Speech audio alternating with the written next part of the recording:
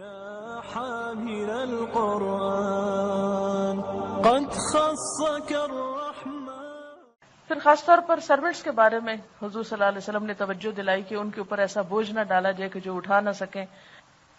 عام طور پر لوگ آخری وقت میں گرم پراٹھا کھاتے رہتے ہیں اور دوسروں کی سحری کا خیال نہیں رکھتے کہ ان لوگوں کو خود بھی کھانی، یا وہ لوگ بہت ارلی بیچارے کھا کے پھر سارے گھر کو سرو کرتے ہیں. ہم خود سوتے ہیں اور ان کو کام میں لگائے رکھتے ہیں. تو ان چیزوں کا بھی تھوڑا دھیان رکھنا ہے. پھر اسی طرح افطار کے وقت میں بھی ان کی مدد کرنا، ٹیبل لگانے میں، اٹھانے میں، برتن دھلوانے میں، تاکہ وہ بھی نماز پڑھ سکے. دیکھیں وہ نماز کیسی ہے جو آپ خود پڑھ رہے ہیں اور آپ کے گھر کے مسلمان سروینٹس نماز نہیں پڑھ رہے. وہ روزے کیسے ہیں کہ آپ خود روزے رکھ رہے ہیں اور آپ کے گھر کے سروینٹس جو ہیں ان کو روزے کی پرواہ نہیں، پتہ ہی نہیں. اور اگر کئی دفعہ میں نے ایسے لوگوں سے بات چیت کی ہے کہ آپ نے روزہ رکھا، تو کبھی بھی ہم کہاں سے روزہ رکھ سکتے، ہمارے تو کام ہی بہت ہیں.